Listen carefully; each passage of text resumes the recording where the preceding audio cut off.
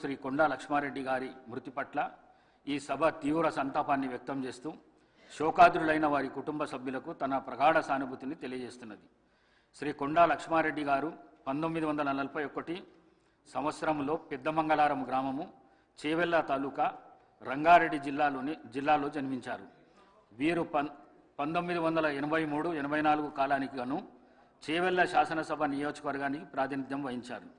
వీరు జర్నలిజంపై మక్కువతో 1980లో news and services సిండికేట్ను స్థాపించారు. Jubilee Hills journalist cooperative society మరియు ప్రెస్ క్లబ్ ఆఫ్ హైదరాబాద్ అధ్యక్షులుగా పనిచేశారు. వీరి కుటుంబానికి రాజకీయ నేపథ్యం ఉంది. వీరి తాతగారు శ్రీ కొండా వెంకటరంగారెడ్డి గారు ఉమ్మడి ఆంధ్రప్రదేశ్ రాష్ట్ర ఉప ముఖ్యమంత్రిగా పనిచేశారు. వీరు ఎమ్మెల్యేగా గెలుపొంది చేవెళ్ళ ప్రజల హృదయాల్లో చెరగని ముద్ర వేసుకున్నారు. వీరు చేవెళ్ళ శాసనసభ నియోజకవర్గానికి ప్రాతినిధ్యం వహిస్తూ నిత్యం ప్రజలతో ఉంటూ ప్రజాసేవే పరమావధిగా అనేక అభివృద్ధి కార్యక్రమాలు చేపట్టి ప్రజల మన్ననలను పొందారు. వీరు శాసనసభలో ప్రజలకు సంబంధించిన అనేక అంశాలపై ప్రస్తావిస్తూ అందరి మన్ననలను పొందారు. వీరు ఏఐసిసి ప్రతినిధిగా, ఏపీ స్పోర్ట్స్ అథారిటీ అధ్యక్షులుగా మరియు గ్రీవెన్స్ సెల్స్ అధికార ప్రతినిధిగా పనిచేశారు. వీరు 84 సంవత్సరాల వయసులో 2025 అక్టోబర్ 13వ తేదీన పరమవధించారు. శ్రీ రామరెడ్డి దామోదర్ రెడ్డి మరియు కొండా లక్ష్మారెడ్డి గారుల ఆత్మకు శాంతి చేకూరేందుకు గాను 2 నిమిషాల పాటు మౌనం పాటిస్తాం.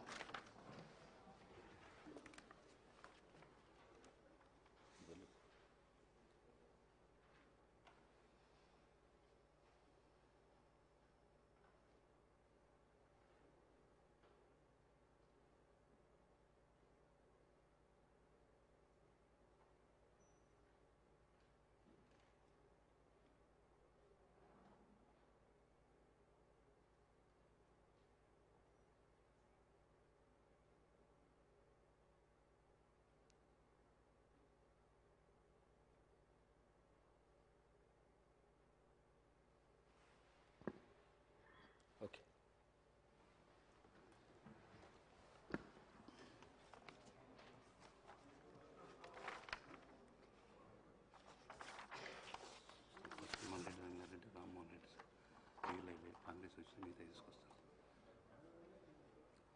Short question sir. 0 ఓవర్ అని చెప్పి చేస్తాం. 0 ఓవర్ను కొనసాగిద్దాం. మొదటిగా శ్రీ మల్లారెడ్డి రంగారెడ్డి గారు.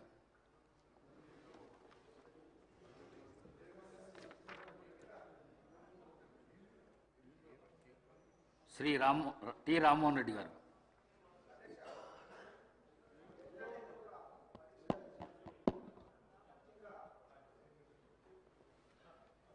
ఎవరైతే ఇన్ సర్వీస్లో ఉన్నటువంటి ఉపాధ్యాయులకు కూడా టెట్ పరీక్షకు కంపల్సరిగా వాళ్ళు రాయాలని చెప్పి ఎన్సీఆర్టీ కేంద్ర ప్రభుత్వ సంస్థ కొన్ని మార్గదర్శకాలు జారీ చేసింది అధ్యక్ష.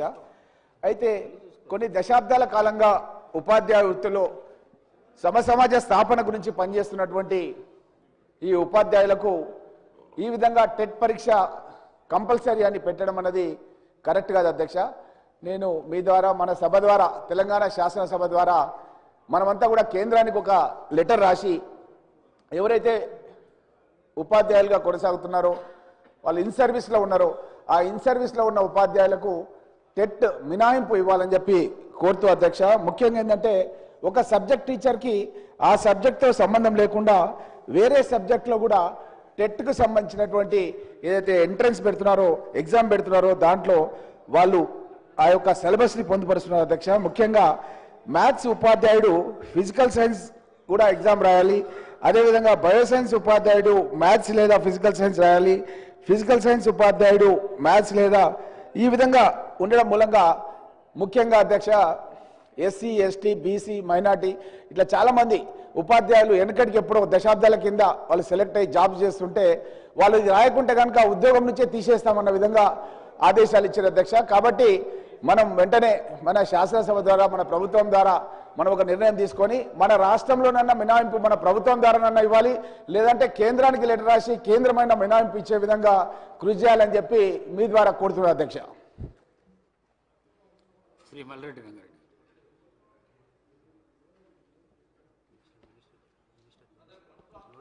అధ్యక్ష, 1 minute. మినిస్టర్ గారు జూపల్లి మినిస్టర్ గారు. నోటెడ్ అని అధ్యక్ష. శ్రీ మల్రెడ్డి రంగారెడ్డి. అధ్యక్ష, మొన్న వర్షాలు పడ్డప్పుడు అధ్యక్ష నా నియోజకవర్గంలో కుంటలు చెరువులు దానివల్ల చాలా కాలనీలు మునిగిపోయినాయి అధ్యక్ష. దానికి కారణం ఏంటంటే కుంటలు చెరువులన్నీ కూడా అన్యాకృతంగా మున్సిపాలిటీలలో అదేవిధంగా మాకుండేటువంటి మండలంలో ఆ ఎఫ్టీఎల్లో బఫర్ జోన్లలో పూర్తిగా అక్రమ నిర్మాణాలు రావడం వల్ల మాకు ఇబ్బంది జరుగుతుంటే గతంలో తుర్కయంజాల్ ఒక పెద్ద చెరువు అధ్యక్ష, చాలా పెద్ద చెరువు, మీకు కూడా తెలుసు అధ్యక్ష. ఆ చెరువును మధ్యలో నుండి వేలాది లారీలు అక్కడ నింపితే హైడ్రా వాళ్ళు కొంత తీసినారు అధ్యక్ష. మళ్ళా అదేవిధంగా అది పూర్తి చేయకపోవడం వల్ల దాదాపు ఒక 50-60 కాలనీలు వాళ్ళు చాలా ఇబ్బంది పడుతున్నారు. వెంటనే హైడ్రా కానీ ఇరిగేషన్ కానీ దాని మీద చర్య తీసుకొని మాకు ఆ కాలనీ వాసులకు రక్షణ కల్పించాల్సినటువంటి అవసరం ఉంది అధ్యక్ష. అది మంత్రి గారు లేదా హైడ్రా వాళ్ళు ఏమి చర్య తీసుకుంటారో దాన్ని వెంటనే చెప్పమని మీ ద్వారా అడుగుతున్నా అధ్యక్ష. Thank you. మినిస్టర్ గారు. నోటెడ్ అధ్యక్ష. శ్రీ గంగుల కమలాకర్ గారు. అధ్యక్ష, కలియుగ దైవం శ్రీ వెంకటేశ్వర స్వామి యొక్క టెంపుల్ తిరుపతి ఉంటుంది అధ్యక్ష.